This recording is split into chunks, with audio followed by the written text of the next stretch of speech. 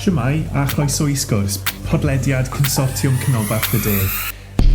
Yn y podlediad hwn byddwch chi'n clywed y trafodaethau diweddara am bob math o bethau addysg. Hello and welcome to Sgwrs, the Central South Consortium podcast. In this podcast we'll bring you the very latest discussions on all things education. Welcome to this podcast by the LLC Welsh and English Medium team from the Central South Consortium. My name is Matthias Maurer and I'm joined today by two teachers who work in English medium primary schools in our region. Jodie Day from St. Gabriel and Raphael, Roman Catholic Primary School in Tonypanty, and Jane Bowen from Porthcawl Primary School. Shwmae Jodie. Shwmae. And Shwmae Jane. Shwmae. Maximising the impact of the time we dedicate each day to the teaching and learning of Welsh is crucial if we want to ensure that our learners' Welsh language skills progress in a coherent and sustainable way. Today, Jodie and Jane will share how they have restructured the way they deliver daily Welsh sessions in their respective classes and about the impact this has had on their learners. But to start with, Jane, would you like to introduce yourself to us, please? Hello, my name is Jane Bowen and I'm a primary school teacher in Porthcawl Primary School. I've been here for 16 years and I'm currently teaching Year 4. Lovely. Jane, do you have a personal Welsh story? Do you speak Welsh? Are you learning Welsh? And what training have you had so far to develop your pedagogy? Well, at the beginning of my teaching career, I actually went to England, so I didn't teach or speak Welsh for the first 6 years, and then decided to come home. When I came home, I had to start from the very beginning. So basically, I started with the children with simple phrases like bore da. I did try and complete an adult Welsh course outside of school. It got really difficult really quick, but most of my Welsh learning has been done in school, through Nicola, Central South and yourself. And that's what's happened and I enjoy teaching it. Oh, thank you very much for sharing. Just to mention, Nicola Lovelock is your Welsh coordinator in your school, who has been on the Welsh sabbatical scheme and has some additional Welsh skills she's brought to your school and shared with her members of staff. Diolch yn fawr iawn. Jodie, Shwmae, would you like to introduce yourself? Shwmae. Yeah, I'm Jodie Day. I teach in St. Gabriel and Raphael Primary School in Tonypanty. I'm a Year 3-4 teacher and this is my 8th year of teaching. And Jodie, how about your personal Welsh, your story? Do you speak Welsh yourself? Are you learning? Have you been on any training for learning Welsh or for how to teach Welsh? So I'm not a Welsh speaker. My experience of Welsh really began as I became a teacher. I attended a few Welsh courses during my early career and I enjoyed speaking the Welsh language, but I didn't really know how to grow or implement that into the classroom. My husband is a Welsh speaker, so it was me nagging him to teach me phrases, and then more recently the support of CSC has really helped me learn more Welsh phrases and develop patterns and become more confident in my Welsh speaking, but I'm still at the beginning and the early stages of my language. Well, thank you both for joining us. I must say, you are here for many reasons. One is that I have worked with both of you and I've seen amazing practice in your classrooms and the enjoyment and the learning of your children. But you both also are not what we would call specialists. So you have not had the amazing training that is available for some of our teachers, yet still you're making a really good impact in your classes. And I'm really keen for you to share how you're doing this with our audience. Jane, talking about the daily Welsh sessions, what do they look like in your classroom? So they are 15 minutes every day, generally after lunch, and it's routinely done 15 minutes. What we do is I took the language pattern outcomes from the listening to learners that yourself and Nicola did, and you set it out into a week by week revision patterns and new patterns, and I followed that guidance, putting it in through the games that Nicola's brought back from her sabbatical and the games that you showed us, Matthias, when you came to do some training with us. And it's done every day methodically. It's built up very slowly to start off with, but once the children understand the games and how they use them, and they understand the language patterns, it gets quicker and quicker, and the children really enjoy it. And I think it's the enjoyment that makes them learn more and retain more. It's all active, it's up, down, do this, do that, no time to sort of pause, but they really enjoy it. I was really impressed by the way you used very effective activities where a lot of learning was happening and the enjoyment everyone, including yourself, had in doing that with the children. One aspect that struck me, which I thought you were doing very well, and that is linked to the planning you mentioned, is that there was a clear element where you revised familiar language patterns, and then you moved on with a particular game to a new pattern that you were drilling or practicing at the time. Jane, if you could stay with you for just now, how do you revise the patterns? What's your trick? How do you manage it? So what I tend to do is I tend to choose 3 to 4 patterns depending on what the answer is. If it's a closed pattern like beth ydy di enw di or faint ydy di oedi, I have more of those questions. If it's a pattern where we can extend, so like beth wyt ti'n hoffi, and they say dwi'n hoffi, whatever, and then we try to put in ond dwi ddim yn hoffi, those patterns then come a little bit, I do 2 to 3 of those. But what we do is we use this language pattern and then we just put in different contexts. So like one time it'll be what do you like to eat, another time it might be what do you like to play. So it's still just drilling back, and it's that constant drilling of using the same language patterns, just changing the topic that goes into it, that really has focused the children on understanding what that language pattern means and how to reply to it. Some of my children are still very basic and reply one word. Some will do full sentences. Others have actually gone on to use ond, ac or acos. So it also helps to differentiate from the children's outcome, and they're also then pushing themselves to those children who want to go that little bit higher. But the key also is to find games that they love and engage. And once you've got that engagement, I think you can do anything. That's really good to hear, and very interesting how you are in a way quite rigorous. You plan for the revision and for the games and activities for the new patterns, but at the same time you are still flexible and you respond to the learners and you respond to the actual patterns you do.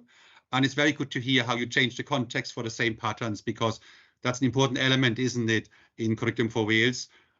One of the principles of progression is to transfer our knowledge to new contexts, and in the context of language learning, that means using familiar patterns to talk about different things. Diolch yn fawr iawn for sharing, Jane. Jody, coming to you, how do the daily Welsh lessons look in your class?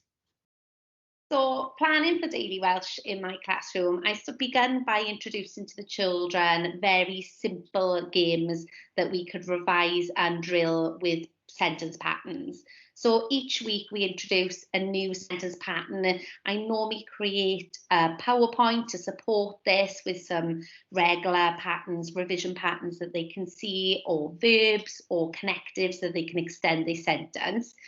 They have the same routine each week.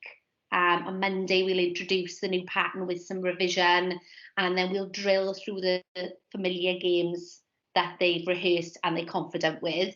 And then towards the end of the week, we'll look at sentence extensions using ond or acos or gyda, mynd. And then Friday, we normally do more of a child-led session where the children have a chance to be more independent and lead the sessions based on what they've learned. Lovely. What kind of resources, and that goes to both of you, do you use for the actual revision? Because I'm aware you revise a couple of patterns every session. How do you make sure that's manageable in the way you go back and practice with the children? Jody, you first maybe? What's your approach there? Yeah, so we've got a unique approach, I suppose, when we begin a new sentence pattern. We start off with a body movement, a physical action, a clap. So if we're doing beth yw dy enw di, we might be beth yw dy enw di, that's me clapping there. And we drill with a pattern and a body movement to practice each day. Now, our revision session, the 2 people who come into my classroom, look very unique because it'll mostly be my children stood up moving their bodies in different ways, or clapping or stomping. And to anyone who hasn't seen it before, it can be, oh, what are those children doing? However, when I say or explain the pattern that matches with the sound, they're able to recall the patterns that we've drilled using the actions or the sound that they've created, so moving their bodies in different ways. It's very different, but it really helps with that kinesthetic learning, that audio learning, and it gets them up, engaged, moving, and very physical. Does this link to any other subjects areas you are using gestures within your class? I believe you have quite a high percentage of English as an additional language children in your classroom. Are there links? Yes, so we have a high level of English as additional language in our school, in our setting, and most definitely in my classroom. So we use this physical movement and sound for a lot of our literacy. So when we've got actions for verbs and adjectives, and we're then able to transfer that into our Welsh Help Ahead lessons, which really helps those children who are not confident with the English language, then transfer those skills into a Welsh language or a different context. And if I just may add, I had the pleasure to seeing one of your sessions. It took me a minute to find my orientation, but the way just a little gesture or clapping would bring the memory back to the children. They would turn to each other, ask each other these questions, answer them in several answers, taking turns. So they remembered questions, answers, extending answers, and it was done very effectively in a short amount of time. So from what I saw, that worked really well. So congratulations for finding that way that works for your children. Jane, do you in Porthcawl use any resources? Do you use the gestures like Jodie does, or do you revision slightly in a different way that suits your children? We use a PowerPoint. So when Nicola came back off sabbatical, she actually taught us some of the activities that she had, and she made PowerPoints up just on topics. So I took those PowerPoints and I've changed them. So there's different activities inside them. So every week, the helper heddiw has a plan, and then for each day there's a PowerPoint. So in the PowerPoint, first of all, it will show the language pattern we're going to use. Then we go into something called adolygu, which is the revision, where we do our revision work. And then the last part of the PowerPoint then is the actual language patterns we use for the day. A bit like what Jodie does, we do a lot of action. So they get up, they walk around, we do walk and talk, we turn to partners, we'll play bingo, we play a game called Fireball, where we're up in a circle. It's never, 15 minutes is not 15 minutes sitting down just listening. It's got to be active to get the children involved.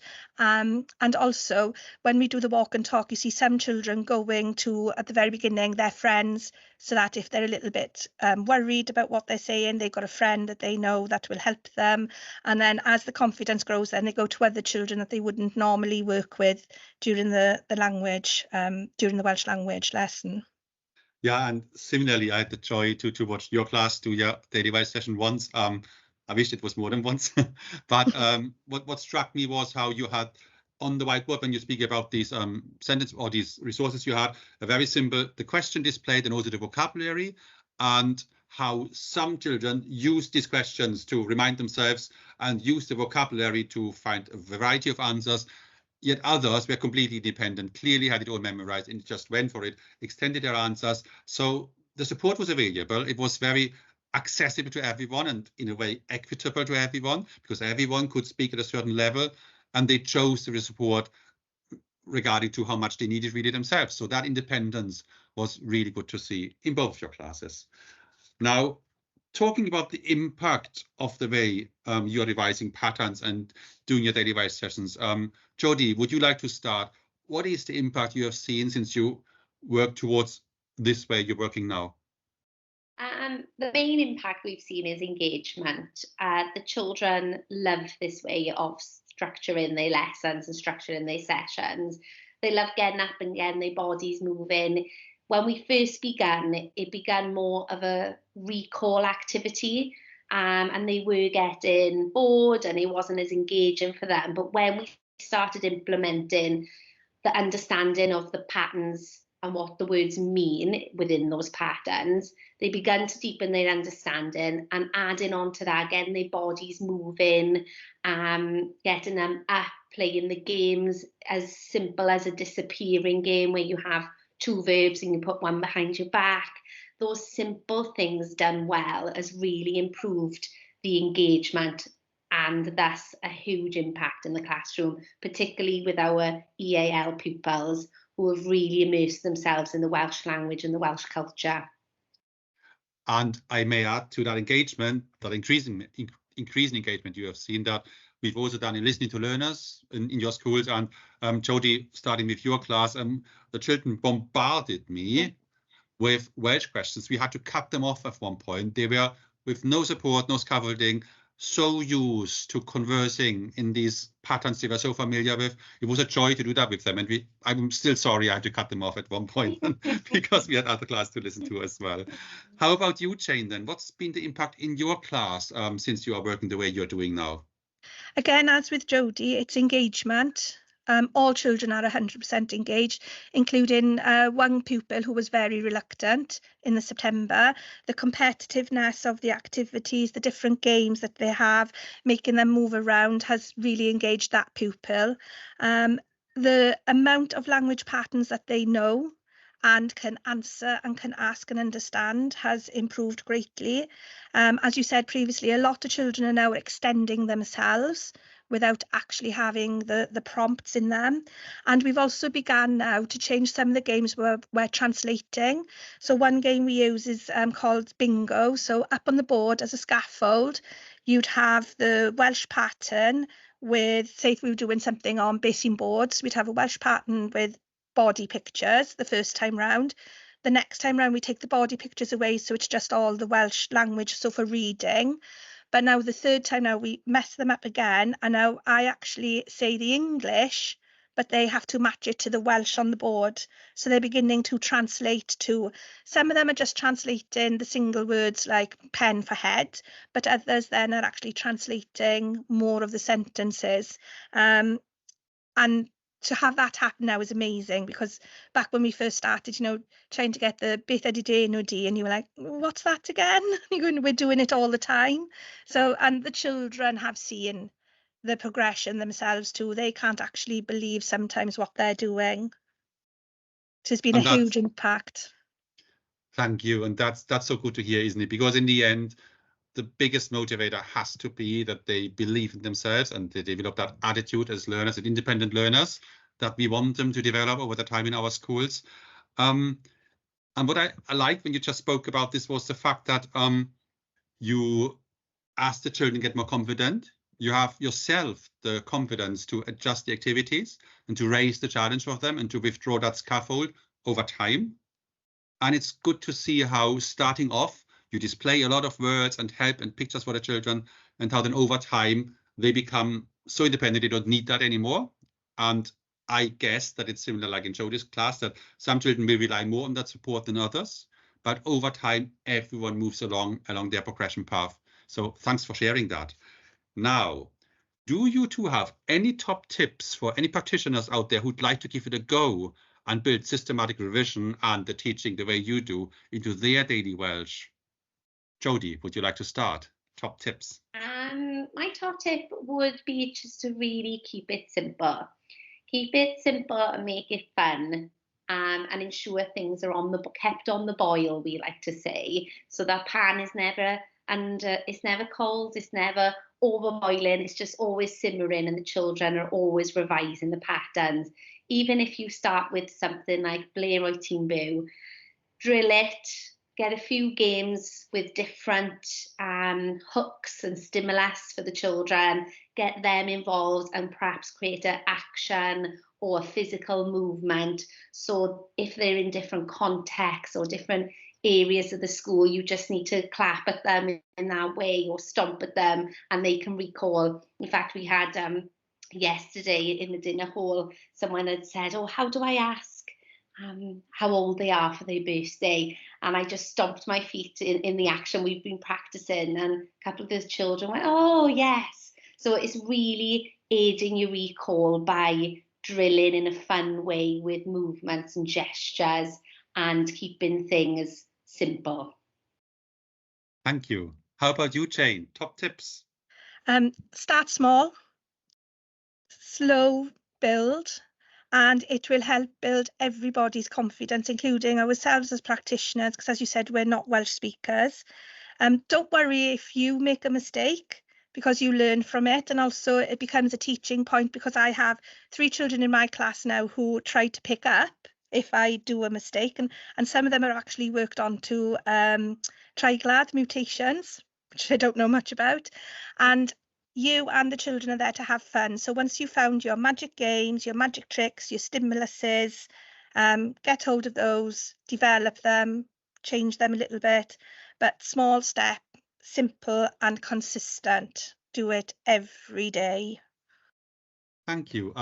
Both of you mentioned a few keywords. I just one more time like to reiterate, which was drilling you mentioned, which is, I have seen both of you drill, and it was nothing like one would think is a very boring, repetitive activity. Drilling is literally practicing the language pattern over and over again in fun ways, where the children overuse the pattern and learn to move it to different contexts, but they keep using the same pattern until it's really, really embedded. And I think that's very important that when you say start small, that you spend enough time doing this before moving on to the games you then play once you have drilled enough with them. And the other thing you did not mention, but what both of you are doing, is that in the activities and the games you choose, there's always been a really good ratio. By ratio, we would mean that many learners were working at the same time and practicing the language skills at the same time. So there was a lot of practice going on when they work with partners, for example, asking questions to each other.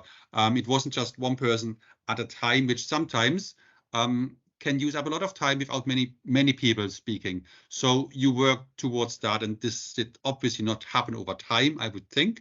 And this is something you have built up to, and this is now very well embedded in your classes. So thank you for sharing, and congratulations. Diolch o galon to both of you for sharing with our audience your work and your experience with daily Welsh sessions in your classrooms. It's really been incredibly interesting to hear how both of you have implemented your planning and the effective pedagogy in a way that best suits your learners, and how this has impacted then on their enjoyment, yours and the children's, and also on their progress in speaking the Welsh language. Diolch eto, a diolch yn fawr iawn. Diolch yn fawr. Diolch. Diolch am wrando ar y bennod hon o Sgwrs. Cofiwch ein dilyn ar Twitter a Facebook, tanysgrifio ein sianel YouTube, ymuno yn cymunedau ar ein gwefan a darllen ein bwletin ysgolion wythnosol am y newyddion diweddaraf. Thanks for listening to this episode of Sgwrs.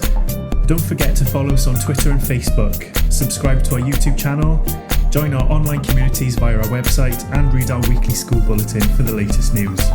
Hwyl am y tro. Bye for now.